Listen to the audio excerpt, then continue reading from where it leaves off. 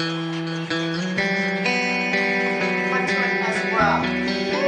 we begin to play as you all know that he went and ride, but the way he tried to ride it out, like, nah, it's a custom out guy, man. This looks like fun. Look at these guys. They're chasing around a ball. All the lights come passing by, and all my thoughts, they multiply. I see it flash before my eyes. I see the hope, the reasons why. I lose myself in these city nights. I lose myself in these city nights. It's a speech. Happy birthday, dear. We were so young, we were so free. City lights with you and me. I lose myself in these city nights. Hi guys, welcome back to the channel. If you guys are new to the channel here, the way I like to do it here is if you guys don't want to watch the video, I do provide a deck list in the description box of my deck list. So if you guys are smart enough to figure it out or just don't want to watch my video, just go in the description box and the deck list will be there. But if you guys do want to watch me do the deck profile, I will do that in the next segment. And then on top of that, I'll even show you guys how to do a mulligan guide and the progression turn by turn of how to play this deck. So for this event, I got top 36th place for this event, so I didn't, unfortunately I was 4 spots away from qualifying for getting the $300 plane ticket, so I'm a little sad about it, but you know, what are you gonna do? But I did do pretty well. I did get X2, which means that I have 18 points at the end of, what is it, 8 rounds, and so I was very looking forward to getting those plane tickets from Southwest Airlines for $300, or even just additional prizing like the metal cards and stuff like that. But unfortunately I wasn't able to make it, and there was tons of people who didn't make it who had 18 points as well. My guess is that there was some people in the tournament that did not drop from the tournament and they were just collecting all the L's, and for that reason there was a lot more 18 points than we needed to in the tournament, and that led me to having 36th place, and it was just unfortunate. The opponent that beat me on round, I think it was round 7, that opponent ended up losing the next round, so had he won that next round I probably would have gotten top 32, and this would have been a worthwhile deck profile. But maybe it's still a worthwhile deck profile for you guys, because I did take a unique little strategy. Even though it is a meta leader, I didn't use world peace, I didn't use ramping strategies that are very conventionally used in today's meta. I just used different strategies such as assembling the squad, and then I was able to get up to the Kid-Buu that does a tremendous amount of damage, and he basically ignores the combo step, much like Mirror created Absorb. So yeah, so if you guys want to see a deck profile that's different from all the other Shenrons, and it's also resilient to the errata, the post errata that we had received from yesterday, from all the world peace and the Purunga and the plea for salvation. All those cards got basically a nerf, so if this is more of incentive for you to play this deck if you do like the Shenron leader, giving something triple attack. So yeah, stay tuned for the deck profile. This is a pretty cool deck. I think it's one of my favorite Shenron variants just because it's so aggressive, and it can also play a little bit of mid-range as well, but it's mostly an aggressive deck. It's mostly combo as well, and the Shenron leader is perfect for it because you can draw so much on the first few turns. So yeah, stay tuned for the deck list and the progression as well. Peace out. Hey guys, so welcome to the deck profile. So I'm just going to go over a quick gist of what the deck entails. So just to first tell you what the leader is, it's of course the Dragon Ball leader. Pretty good leader, as you all know, but post errata, I think he's going to be the strongest Shenron leader, just because you're able to give the one of your battle cards triple attack and then +10. So I don't think you can beat that. Maybe Purunga with Victory Strike versions, but In other instances, this is going to be the stronger Shen-Buu leader, just because on the front side you can grab 2 Dragon Balls and really combo out for certain parts of your deck. So if you're playing a combo deck, I definitely recommend playing this going forward post errata of the Dragon Ball leader. So yeah, so that's that for that leader. Alright, for the Buu-Ron deck, you want to start off with I'm going to start off with Hercule and Majin Buu Friends Forever. This is the card you want to look for in your mulligan, just because you want to be able to go first and then charge it. And I'll tell you why later when I go into the progression mulligan step. But just to keep it short, you're gonna need these two, this card in your opening hand. This is your priority card to look for in your opening hand, just because it provides a blue and red energy. So yeah, his other ability is Arrival. If you could combo a red and blue card somehow from your hand or from the battle area, you can pay 1 blue energy to play him in for 1 blue, and then when he comes into play, you draw a card and reduce a battle card by minus 10k. And the main reason why I play this guy is for the energy exhaust, or for the multicolor energy, and he is a Majin Buu target for one of your targets in your deck. So yeah, that's your priority. This is a meta call card, and it's also a blue card. I decided to play West Kai. With Shenron, I've come up in testing in other variants. This is a really good card just because Shenron doesn't attack as a leader, and oftentimes when you're attacking into the, let's say you're playing the Yellow Broly Apes version, and you play a different leader. Let's say you're playing a leader that actually attacks. Oftentimes West Kai is actually a very useless card, just because you're unable to bounce back the Raider's Warcry when they combo it on your attack, just because of the combo step sequence. It's your combo step first, and then it's your opponent's combo step, and because of that, you can activate this to bounce back their ape, because your combo step happens first and then they combo later. So seeing as Shenron in testing other variants of Shenron, seeing as Shenron is a leader that does not attack, this is a very good card to bounce back Raider's Warcry when they do decide to attack you, to put on more pressure. So, and it also serves as a blue card, so you can fill out the requirements for Arrival for the Friends Forever. So definitely a good 4-up. It's also good up against other matchups. If you're playing the Pan matchup and they're trying to combo out their Digging Deep from their hand so they can Familial Bonds it, in the event that you're going second, this is really good because you can bounce back Digging Deep when Pan attacks you, and then they don't have a Familial Bonds target for them to revive, unless they decide to ditch 2 Digging Deep from their hands, but then they're overcoming at that point, and which is good for you anyways. You want them to waste resources in that scenario. In other cases, if you're playing the mirror match, I guess this would be good to bounce back the Ram cards that they're trying to combo out of their hand, because both leaders, when you're playing the mirror match, is not going to attack, so they're going to rely on little guys to swing in to combo out like Whis Resting Attendants from their hand, and at that step you can just bounce back. So a lot of utility in that sense. I'm sure you guys can come up with other utilities in other matchups, but for those 3 main matchups, you can do the bouncing back. Yeah, so that's West Kai. So the main engine that you want to play is the Innocent Cannon Majin Buu. This card is going to be brought out by, I'll just show you guys, Assembling the Squad. So this is an Assembling the Squad variant. You're going to want to play either hardcast this. Oftentimes I hardcasted this guy rather than just play this.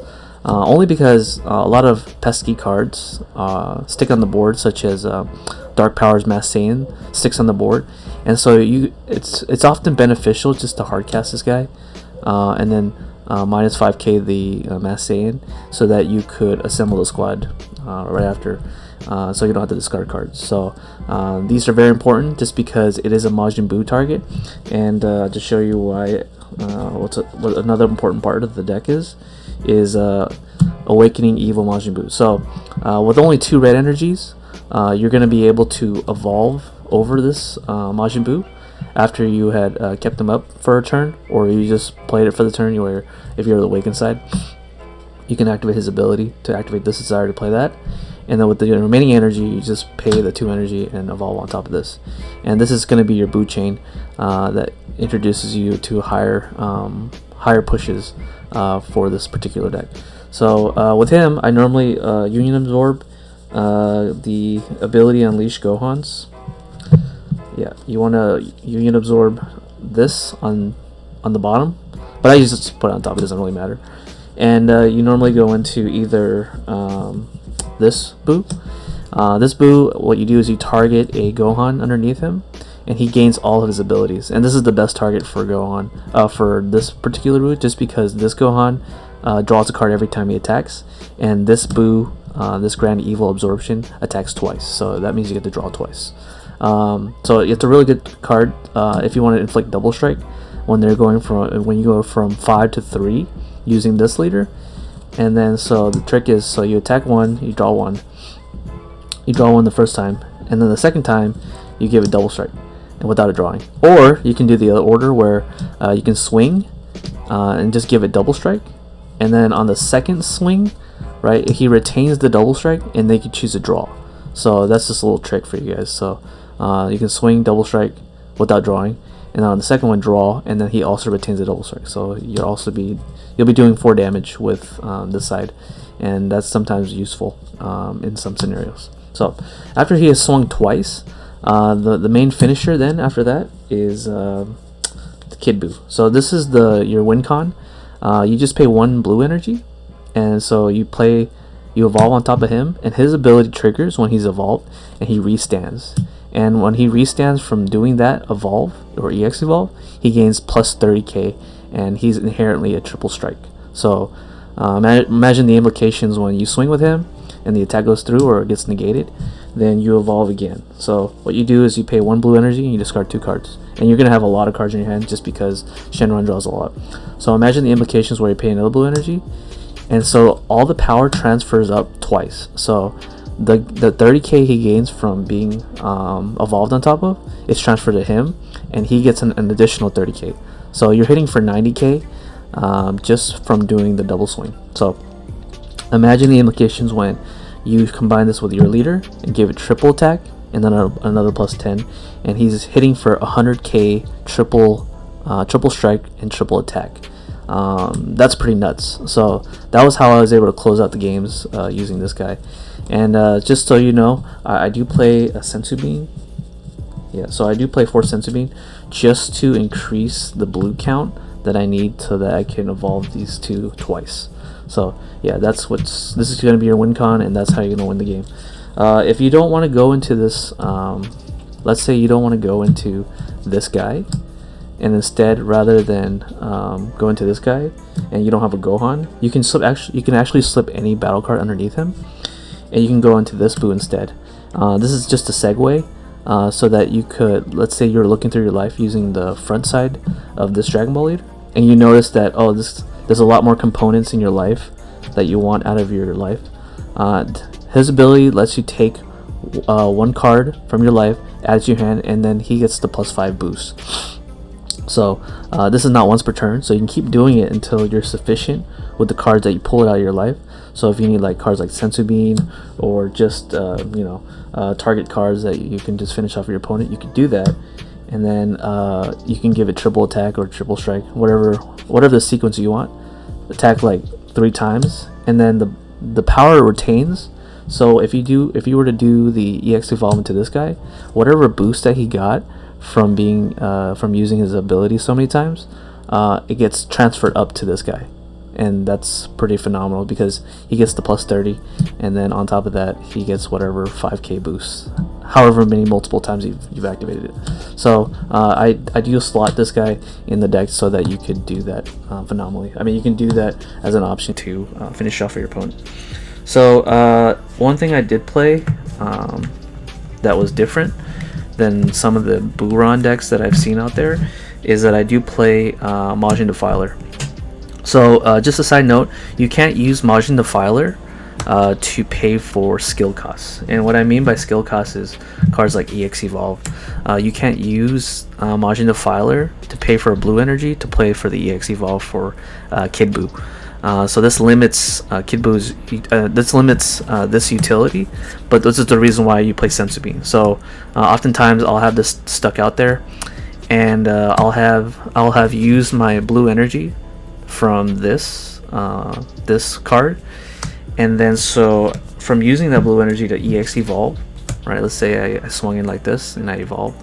I can swing in, and assuming this is in active mode, what I can do is then activate Shen-Buu, tap him, because that's legal. You can use this blue energy to play for extra cards, and then I would untap this card, and that would produce another blue energy. So after he swings in with this guy, you can pay that one blue energy again, and then EX evolve into another Kid Buu to your liking.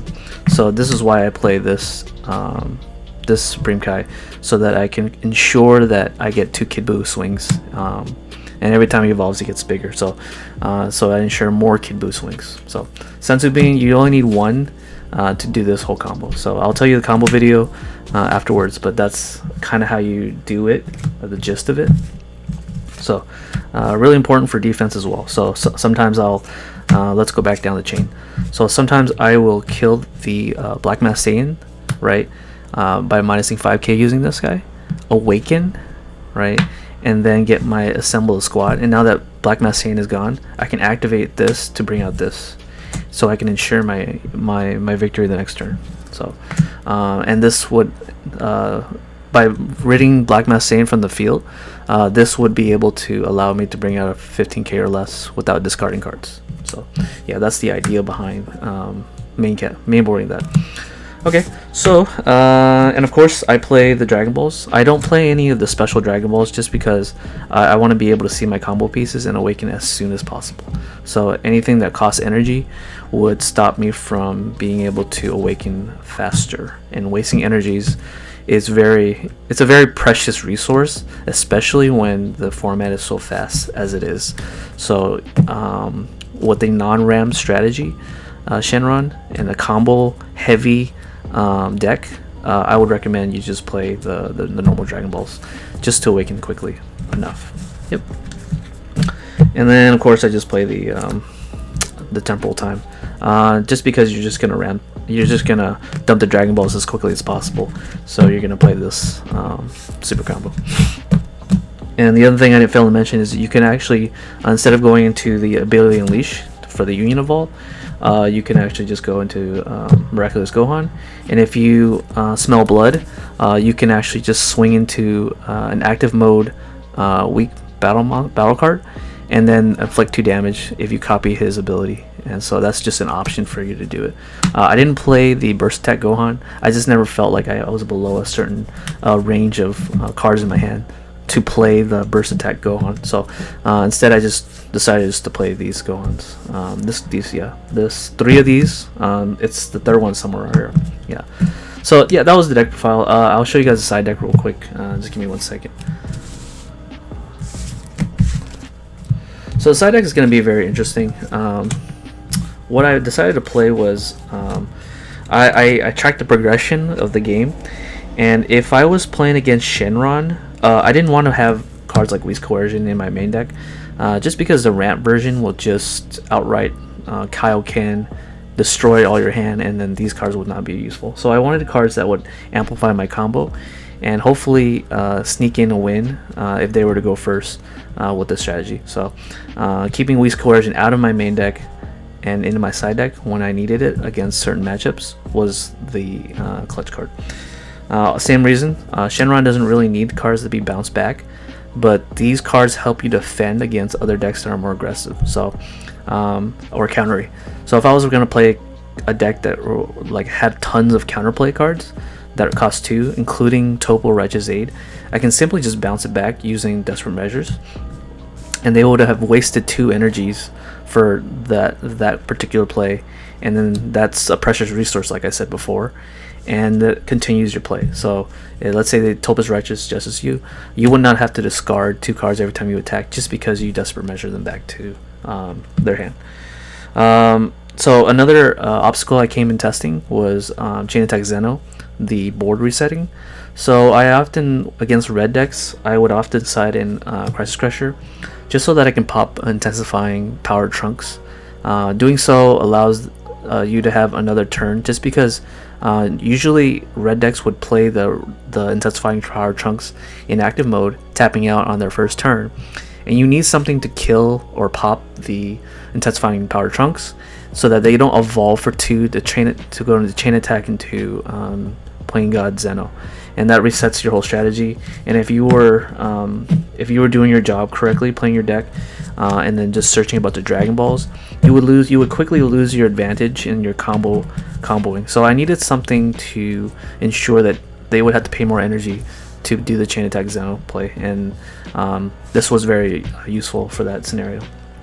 I also slotted this for Dark Power Mass Saiyan in case that I played against decks that would rely on those cards to awaken, and I did come across several Demogorgon matchups where I played this and I just popped the Dark Power Mass Saiyan and was able to clear the board so that I don't have to worry about them awakening on their terms, and I awaken and I'm able to do my plays at the pace that I want. So definitely a very useful card.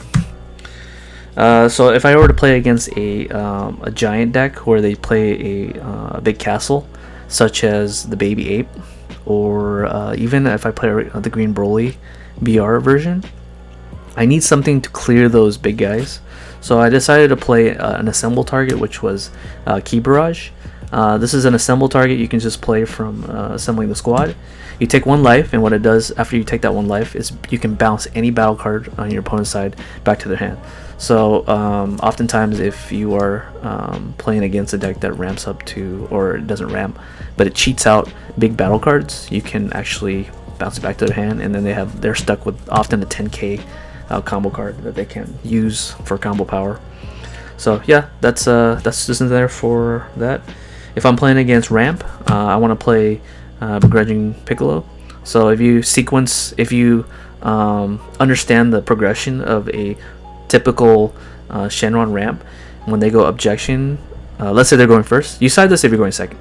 Let's say they're going first, they'll go turn 1 charge, turn 2 objection, and on your next turn you'll have 2 energy when you charge. The best time to do this then it would be to do that at that turn. So turn 2, then you play this guy from either assemble the squad, or you just hard cast it, and then you just snipe 1 of their energy, and on their next turn they charge to 3 again. So turn 3 is what you need to do, so you definitely need him to stop them from double Weasing into double World Peace. So yeah, you definitely need him for that matchup. I decided to play Tien Returning Fire. I wanted to find a way so that I could play him against decks that play Zeno Button that wasn't a red or blue leader. So but there was no way, so I just ended up using this against Janemba only, but there was no Janemba matchups that I had, so he ended up not being very useful. But I guess if I were to play against Janemba, this would be a very useful card. And so since I couldn't figure out a way to cheat out him against yellow leaders, I decided to play, Khalifa Troublemaker, which is also an assemble target you can play. By taking a life, you can just lock down 1 of their energy. And if you're fearing that they play Flying Nimbus, you just lock down the yellow energy, and then you just continue on with your play. And the only thing that would stop you would be Time Magic and Ultra Instinct Son Goku. So anything to disrupt the energy would be very useful, and that's why I play this card. So that was my side deck. Going forward, I would think that I had a difficult time beating Ramp Shenron. So I guess in the future I would probably play something. Well, I guess for that particular event I should have played World Peace in the side deck, just so that I have mid-game cards that I can play to do my combos. So oftentimes I would run into the Ultra Instinct, the Unstoppable, and it would bounce back my Buu, and that was the key thing that stopped me from winning, just because it ignores barrier, and on top of that, it just sucks having this being bounced back to your hand after you had invested so much cards to put it in board to kill your opponent. So it is kind of a glass cannon deck, but it is a very fun glass cannon deck, and I totally advocate anyone who wants to play this deck, post errata of the Shen-Buu World Peace cards. So yeah, that was my deck profile. In the next step, I'll show you guys the Mulligan step and the combo. Yeah, the combo, and probably I'll talk about my matchups if you guys are interested. So stay tuned for that. Peace. Okay, so this is going to be the Mulligan guide on how to play this deck. So I'm going to try to make this short as possible for the sake of time. So the thing you want to mulligan for is this, so they can get the engine going. You want to. This is your main priority card that you want to keep in your mulligan, just because of his energy exhaust. I wish that there was a card that you can just charge like a blue red without the energy exhaust. But in the event that you cannot, since there's no card that exists currently that you can do that, you definitely need to keep this in your opening hand, even if you go first or second. So sometimes that'll change going game 2 or game 3 against certain decks, but generally you want to keep at least one of this in your opening hand. And this really goes back to the abundance theory. So there's only 4 copies in your deck, so you want to be able to keep at least 1 in your opening hand. If you open up with 2, I would definitely suggest not keeping them, just because you don't need them. So there are other priorities that you need for this deck to go off, so you definitely need just at least 1 of them. The other cards you want to keep in your mulligan is at least, and this is very important, is Awakening Evil Majin Buu, and it goes back to the abundance as well. So there's only 4 copies in your deck, and you definitely need him going against most matchups, just because he completes your Buu chain, and there's only 4 copies, and there's no way to search for him unless you play. I don't play the 3-drop Buu that came out of the tournament power. So definitely keep at least 1 copy of him in your opening hand. 2 is fine, just because in the event that your first Buu gets somehow removed from some way, shape, or form, you can reestablish it if you have the second copy. So opening up with 2 is fine. 3 is a little excessive, so 2 is fine for that mulligan step. The other thing you need to go off is Senzu Bean. So you only need 1 Senzu Bean to go off, and then the rest of the Senzu Beans are all optional to keep in your hand as well. So remember, you only have 4 in your deck, so keeping 1 Senzu Bean is definitely a must. Okay. The other thing you want to keep is at least 1 Dragon Ball. And the reason why I say you only need to keep 1 Dragon Ball is because if you keep 1 Dragon Ball, you're guaranteed to awaken by turn 3, and being awakened by turn 3 is when you want to be awakened, so that you can give triple attack to the final Buu, the Kid Buu that will finish off your opponent. So by turn 3, keeping 1 Dragon Ball will allow you to awaken if you just keep 1. 2 is fine too if you want, but you're going to need to charge in a sequential pattern, so 1 is just definitely enough. And the other thing you want to keep in your hand is 1 Kid Buu. Yeah, I just call him Kid Buu, the ultimate evil Majin Buu. So keeping this would be the ideal opening hand if you're going first or second, especially if you're going first or second, because your opponent doesn't even know what you're doing, because when they see this leader, they automatically think of ways to beat it, the ramp strategy, but this is not a ramp deck. So that's a way you can deceive your opponent, is just to put this out on the table, and then people think they're thinking of ways to kill the ramp strategy, especially if it's the first round. But you're not. You're just gonna smoke screen them to destroy them. So that's gonna be your mulligan priority. It's gonna be these 2 first, and then it's gonna be this, and then it's gonna be these 2. Okay, so first, high end priority, keep 1 Dragon Ball, 1 of these and that, and then these 2. So alright, so now we're gonna go through the progression guide. Oh, sorry. So in certain matchups, you want to keep West Kai as well, and just because you want to be able to buy time as much as possible. And so if you're playing against Pan, for example, and they swing into you to try to what's that card, Familial Bonds you, this would be very useful for that reason, so you can bounce back the Digging Deep, so they don't quick awaken you, and then you can just survive longer. Same thing with the Raiders Warcry. If Broly swings in and they try to combo the Ape so they can do as much damage to you on awaken, then this would act as a real good defense. So for specific matchup, this would be very good. And other things you can keep in your hand is these Gohans. It's not necessary that you have a Gohan to evolve on top of this guy, but it's recommended that you do it. You don't really need it, just because what you're trying to do is trying to get your opponent down to 3 life. Yeah, 3 life somehow. And by having this or this, you can get them from 5 to 3, and that's kind of useful in that regard. And so by doing so, by the time you evolve into Kid Buu, every time he swings, it's swinging for lethal. So that's what you kind of want to do. So the Mulligan, what you don't want to keep are these cards. You don't want to keep Assembling the Squad or Innocent Cannon. And the reason why you don't want to keep this is because you have 8 of them in your deck, and either or will do. Assembling the Squad is like having Innocent Cannon in your hand, so you definitely do not want to keep this in your open hand. Neither do you want to keep this Buu or this Buu, because you want to keep them in your deck so you can have something to go into with this guy. So definitely don't keep this in your opening hand. Mulligan it away as quickly as possible. Same with this suit. So you want assembling targets, and assemble only works if it's in the deck. So just be careful not to keep these in your opening hand. And if you draw it, it's fine. You have other copies in your deck that you can resolve. Okay, so yeah, that completes the Mulligan guide. Next, I'll go into the progression. So the progression is what I'm going to talk about for how you're going to charge energy. If you're going first, right, obviously you can say this is an easy charge to do. But if you're going second, it's the question becomes a little bit different, right? Especially when you're going second and you're siding. So when you go second, you always want to charge a blue energy in the event that you do not open this. And the reason why I say that is because there's so many blue cards that are defensive, such as Shen-Buu, a very defensive card, right? So you want to charge a blue energy first. And if you're siding into these cards, you would definitely want to charge a blue energy first. So all the more reasons to keep a blue energy. Same thing for if you're playing against Shen-Buu ramp, but yeah, you want to keep a blue energy open. Yeah, so in case you're playing against rush decks. The other reason you would, the next thing you would charge if you didn't open with this is eventually you're going to draw this, probably going second.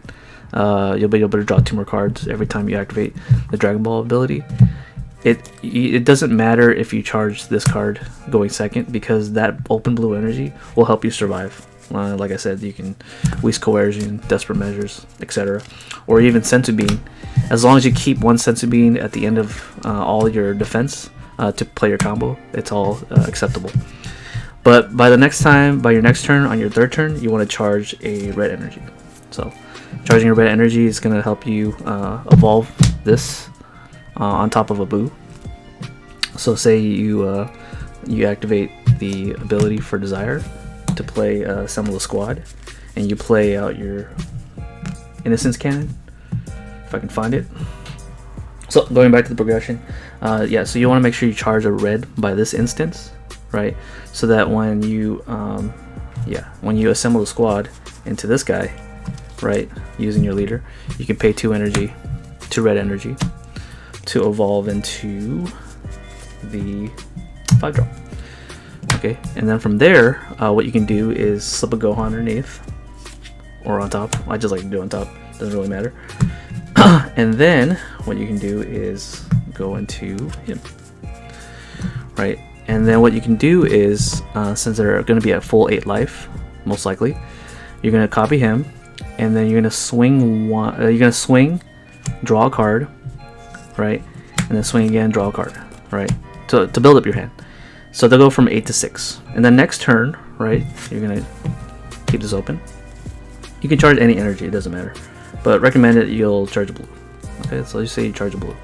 Right, at this point he's going to stick because it's so early to bring out a 30k, right? So you do the same thing, you swing 6 to 5, and then on the next turn you're going to swing from 5 to 3, and then from there, that's when you go, alright, it's time to go Kid Buu, right? And by then, hopefully, you'll be awakened, right? And then you can give this triple attack, right? So you swing, and then you can swing 3 times, and it'll have triple attack, and you're swinging for lethal every single time. And that's good, because if you're swinging from 5 to 3, they have not awakened yet, and so by that time they will not be able to negate the triple attack on the first swing. So yeah, that's what you do. I don't really see how else I can explain how to play this deck elsewhere. except what you could do is, instead of going straight into him, assuming you don't have that, you can just go straight into him with Union Absorb, because he brings out a 25k or higher from your deck, so you can actually go straight into him if you don't want to go into him, right? But I recommend that you do it anyways. But in case that you just want to finish the game quickly, you can just give him triple attack, and he'll be a 40k triple strike that attacks 3 times. And then sometimes you can even EX evolve into him and then swing again. So yeah, that's kind of how you play the deck. So in other instances where you just have 3 energy, and I've done this before, you could on turn 2, let's say you charge blue, and then you charge this guy. Actually, yeah. And then you go assemble a squad, assuming you're awakened.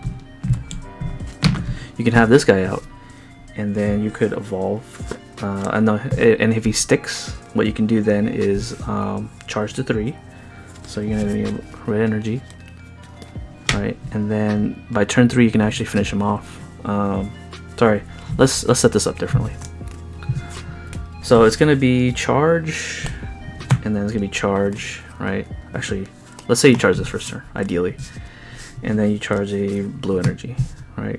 And let's say you've already, this is before you awaken, you can go assemble a squad into this guy. You can go assemble a squad into this guy by paying for the energy, awaken, get the same assemble a squad. Gotta be more organized about this. So let's say you're not waking it, so you kept this, and this is in your deck. You can tap the 2, play assemble a squad, play him, and then awaken, get this out of your drop area because that's what he does, activate, and then you can play him, right? This is the setup. And then on the next turn, you can untap these 2, assuming they both survive, charge a red. Alright, so now you have a total of 4 energy you can use, and assuming you kept this in your mulligan, or you draw into it, you could EX evolve, right? And let's say you open a broken, you evolve into him, and then you go into him. Sorry, not him. You go into him. Copy ability, attack, and on the second attack, or even the first attack actually, what you could do is Sensu Beam, tap him, and then untap these 2. Right, and then you'll have 2 extra energy. Right, so you'll have 2 extra energy that you can use for EX evolve. Okay, and this, and then now let's say you have a bunch of cards in hand. You can EX evolve into Kid Buu, pay the 1 energy, discard 2, and swing. Okay, and if that doesn't really kill them, you can do it again. EX evolve, right, and then give a triple attack, and then swing. Right, and that's kind of how you win. Well, using a setup like, and then if you rewind it back to this, it was only 2 energy, right? So this is why I totally recommend playing the regular Dragon Balls, because you'll have 2 energy that you can use to pay for for these 2 with 1 assemble. So you go, like I said before, let's go back. You have 2 energy, pay assemble, play this out, and then you activate, you awaken, get this back, activate, play this, and this is your setup. So ideally this is how you want to do it if you open up this card first. So yeah, that's the combo. Hope you guys enjoyed it. That was kind of my, very quick, very combobulated way of showing you guys the combo. But if you guys play it, I'm sure you guys will enjoy it. So yeah, that was the combo video. What's up, guys? So this is going to be the matchup portion of the video. So if you guys just want to know what I played against, I'll provide a little list about right here of the my matchups and my records against them. So if you guys want to hear the in-depth detail of each of them, just stay tuned. So I'll speak about it soon. Okay. So the first matchup I had the day. So just prior to this event, going into it, I had very few testing sessions with this particular deck list, the Buu-Ron deck. The reason why is because I fall into this little habit of over analyzing the meta, and I end up not creating a deck in the process instead. And you fall in, and you want to be careful falling into this habit. Falling into this habit of over analyzing will end up making you tired of seeing the meta deck, that you end up creating a rogue deck such as this deck. So or you might even just take a conventionally pre-made deck and then hopefully you do well with it. So I don't recommend you do that. You have to achieve mastery over every deck and play it correctly to your matchups so that you'll do well in big events. And it's only respectful, because if you do a lot of practicing and achieving mastery over your deck, it means that you're a better opponent, and you respect that the people there are also doing a lot of playtesting as well, achieving mastery over their deck to do well in their tournaments. So it's only fair, or not fair, but it's only respectable that you achieve mastery over your deck. And I definitely disrespect a lot of people by not achieving mastery over my own deck. Coming into the event, round 1, I played against Yellow Broly, and instead of playing the traditional, not traditional, but the deck that's gonna be spectated to, or speculated to top or win the event, he played the red yellow version. So that's a little bit different, and it also plays the Magnificent Collection cards, such as the Paragus, the Forebearer, to dig deeper into his deck. What he's trying to dig for, I'm not entirely sure, but he did play it, and he also played like the traditional Mirror Creator Absorb with the double strike. So that game was pretty interesting. I think game 1 I took it just for the surprise factor. I was able to open ideally and open up the Friends Forever and charge it first turn, and automatically he was already hesitant, or not hesitant, but already scrambling in his head as to what I was going to be playing, and that was going to be pretty tough for him to adapt, given that this deck is not very commonly played. So yeah, game 1 I took it, and in between games he said, "Oh, well, now I know what I'm going to do to beat your deck." So knowing that, I wanted him to assume that it was easily stopped by Topo Righteous Aid, because I saw his red energy, and I knew that he was going to side Topo Righteous Aid, because that's the deck. It's yellow Broly Apes, yellow red Broly Apes. So I sided in the Desperate Measures going game 2, and there was times where where he played Topo and I bounced it back with Desperate Measure. And then there was a time where game 2 I didn't open up Desperate Measure. It was game 3 that I opened up Desperate Measure, because Desperate Measure didn't come to my hand going game 2. So he brought out Topo's Righteous Aid, and I was overconfident in my ability to attack again. And after EX evolving for the second Kid Buu, I had insufficient amount of cards in my hand to declare another attack, because Topo requires me to discard 2 cards as a cost to do another attack. So that was a big misplay on my part, and had I known that, I wouldn't have used so much Sensu Beans on the Grand Evil Majin Buu before EX evolving. I used like 3 Sensu Beans, I believe, on that attack. And if I just held on to 1 more Sensu Bean and discard the extra Sensu Beans for the extra attack on the Kid Buu, I would have been able to do my first round opponent, but I didn't. So it got to game 3, and it came down to the wire where he it didn't come down to the wire. He had 2 energies open. He used it for Topo Righteous Aid, and that's when I Desperate Measured him and continued to win the game with Kid Buu. So that was my round 1 opponent. I'm not gonna say who he is as my opponent, because he is a pretty famous person. So he's pretty big on Facebook. So I won't say who he is for his sake. So round 2, I played against Shen-Buu Ramp, and this is where I thought I had an ideal match, because if you track the progression, like I said before, for the ideal Shenron match, Shenron typically likes to use objection on turn 2. You get to turn 3, and by their turn 3, if they're going first, they'll only have 4 energy, and they're going to use it for ramping purposes. What I didn't foresee was, like, this is where it comes back to mastering your deck, is that Ultra Instinct, the Unstoppable, actually hurts my deck a lot. So had I known that, I would have probably had cards in my side deck to deal with that card, or to either play around it or to play through it. and I didn't have that. So I just thought that by turn 4 he won't be able to have much defense mounted up, and he won't be able to awaken, and then I will be able to finish him because my deck could win by turn 3.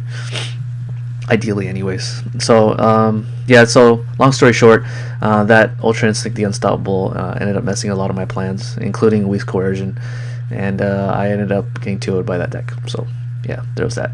On top of that, I didn't even draw the assembling the squad on both games to play the Piccolo, or actually just game 2 to play the Piccolo to snipe his energy. So that was unfortunate. So. Going forward, I'll probably find a way to deal with Ultra Instinct, but seeing as how I might be playing different decks in the future, that's going to be something that I'll leave it up to you guys to figure out how to deal with Unstoppable Ultra Instinct. So yeah, I get 2-0 by that deck. Then round 3, I believe I played a Demigra deck. I'm not sure what the order was, but I did play a Demigra deck, and that was against another famous name I won't say, but yeah, so I ended up beating that deck 2-1.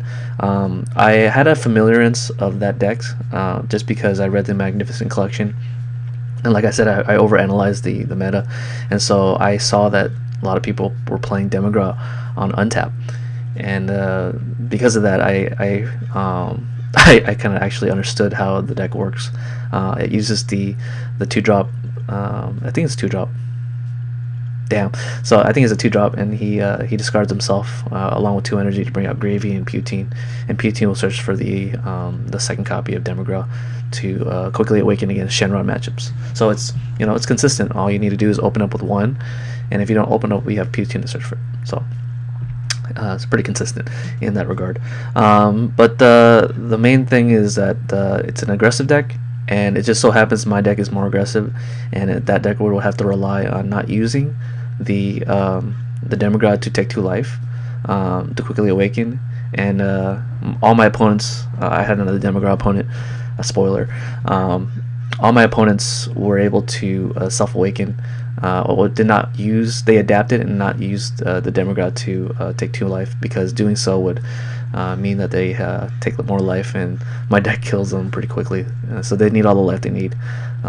So yeah, yeah. So Power Burst was their MVP to stop most of my attacks, but not enough to where it stops triple attack with Majin Buu. So I had to play the grind game just a little bit, just because I didn't want to deal with Power Burst negating so many of my attacks. Yeah.